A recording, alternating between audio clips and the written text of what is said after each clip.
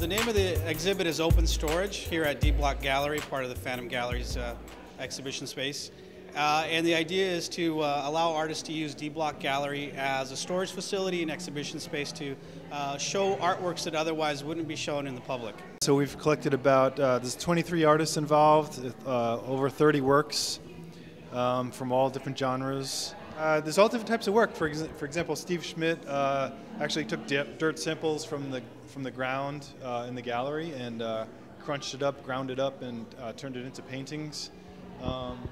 We've got other works that were actually in storage that were supposed to be shown or collected by an institution that never got, basically never got collected, so they're just sitting in storage. And the idea of the exhibition also is to create random associations that otherwise wouldn't be seen or understood under a thematic exhibition, in that the pieces weren't curated individually. We just invited artists to come and participate, so there's a kind of a heterogeneous type of feel to the exhibition.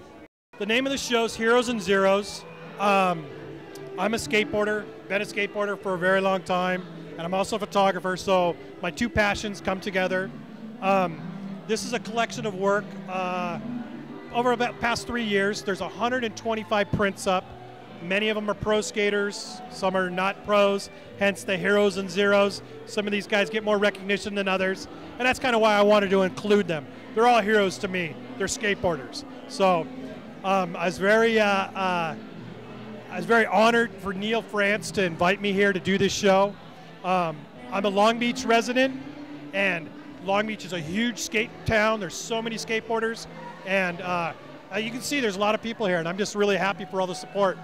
How has skateboarding changed over the years? I think that over the years, skateboarding's become more accepted in the mainstream due to just exposure. I think X Games, those type of contests, Dew Tour, those kind of things you're seeing on TV commercially, and I think it's becoming more accepted.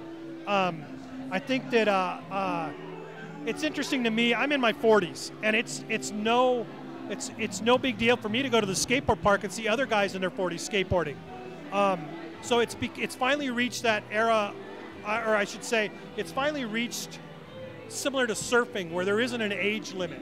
So the older guys that were skateboarders now have kids, and yeah, I think you're right. I think it's becoming more of a mainstream kind of thing. There certainly is that other element. It'll always be there. That's part of skateboarding, and it's certainly a part of what I'm showing with backyard empty pools.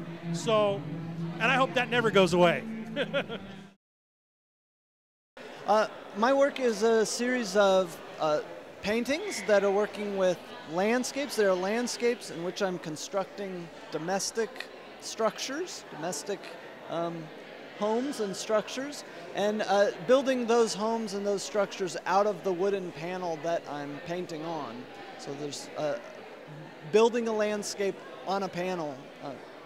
Is this because you can't make up your mind whether you want to be an artist or a carpenter? Yeah, that's right. That's right.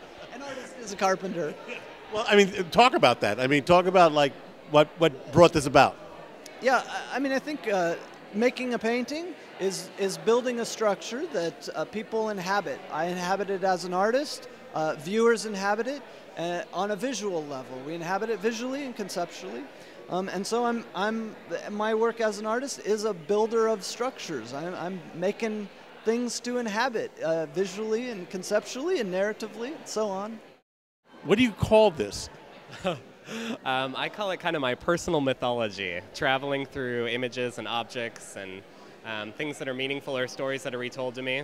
And then basically I try out different ways of explaining those or exploring those. So I call myself a multidisciplinary artist. I do painting, sculpture, drawing, a little bit everything. So I always ask artists this. When you set out to do something like behind you, what are you thinking at that moment? I mean, is it like, do you know what you're going to end up with, or is it sort of like happen? yeah, I'm probably more in the latter. I give a lot of thought to how things come about, to the materials that I use, but more often than not, I just kind of start with an object. This is actually my great-grandmother's rocking chair.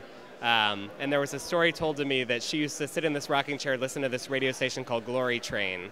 So I started thinking about ways to illustrate that, and both like metaphorically, as in Glory Train, she's no longer with us, as well as suspending a normally functioning rocker in that fashion. So yeah, so I take an object and then ruminate around that, draw it in different fashions, sometimes alter it, and then see what comes out of that.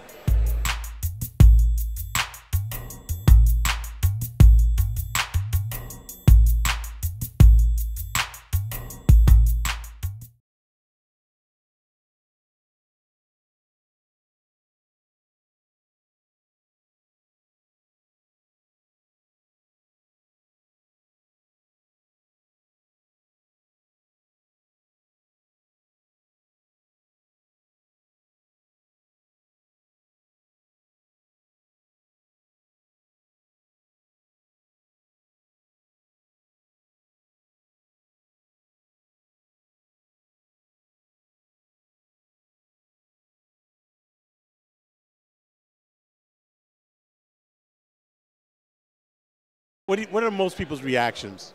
It depends. Most people, I think, generally find a personal connection to the work. Like most everyone has an experience with a chair that looks like that, or with a boat, and so I enjoy it when people experience humor, when they experience like a relationship to something that they've also felt and seen in the work.